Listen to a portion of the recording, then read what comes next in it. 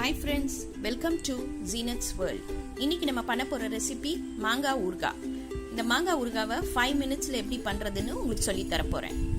இந்த மாதிரி காயான மாங்காவை எடுத்து வச்சுக்கோங்க. நான் ஏற்கனவே அடுப்புல pan வச்சிருக்கேன். அதுல 1 ஸ்பூன் வெந்தயத்தை போட்டு நம்ம நல்லா ரோஸ்ட் பண்ணிடலாம். வெந்தயம் வாசம் வந்த உடனே நம்ம எடுத்துடலாம். நல்லா ரோஸ்ட் ஆயிடுச்சு. அதை ஒரு பிளேட்ல போட்டுடலாம். நெக்ஸ்ட் கடுகு ஒரு டேபிள் ஸ்பூன் போட்டு ரோஸ்ட் பண்ணிடலாம். இது ரெண்டை மட்டும்தான் நம்ம பவுடர் பண்ண போறோம். நல்லா வறுத்தாச்சு. அதையும் ஒண்ணா வச்சிருங்க.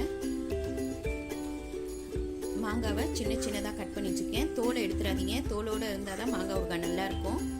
இப்போ கட் பண்ண மாங்காவை நம்ம இந்த ஒரு பவுலில் ஃபுல்லாக போட்டுடலாம்.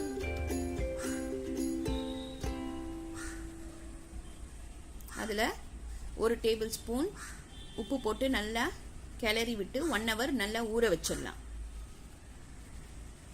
இப்போ நம்ம வறுத்து வச்சிருக்கிற வெந்தயம் கடுகு ரெண்டுத்தையும் பவுடர் பண்ணிடலாம். இப்போ நான் இங்கே அடுப்பில் கடாயில் 4 டேபிள் ஸ்பூன் ஆயில் ஊற்றி வச்சுருக்கேன்.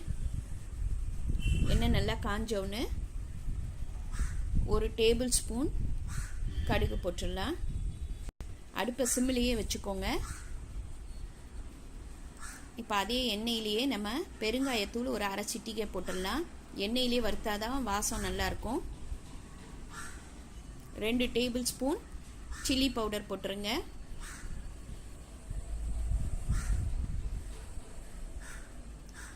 உப்பு தேவையான அளவு போட்டுருங்க. இப்போ அதில் நல்லா ஃப்ரை ஆகட்டும். அடுப்பு சிம்லேயே இருக்கட்டும். இப்போ நம்ம அந்த ஊற வச்ச மாங்காவை இதில் போட்டுடலாம். மசாலாவும் மாங்காவும் நல்லா ஒன்று சேர்கிற மாதிரி நம்ம நல்லா கிளறி விட்டுறணும். 2 minutes அடுப்பில் வச்சா போதும். ரொம்ப நேரம் இருக்க தேவையில்லை. அந்த எண்ணெயிலே மாங்காய் நல்லா வெந்துடும்.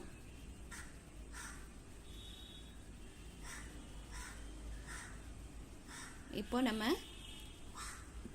பவுடர் பண்ண அந்த வெந்தயம் கடுகு மசாலா அதையும் இதில் போட்டுடலாம்.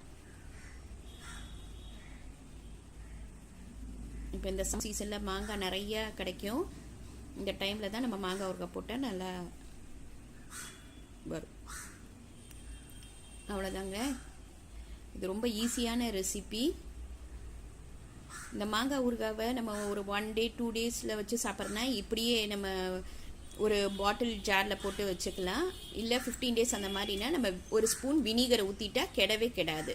இது இன்றைக்கி ட்ரை பண்ணி பாருங்கள். லைக் பண்ணுங்கள், ஷேர் பண்ணுங்கள், ப்ளீஸ் சப்ஸ்கிரைப் பண்ணுங்கள், உங்கள் கமெண்ட் எனக்கு அனுப்புங்க. தேங்க்யூ.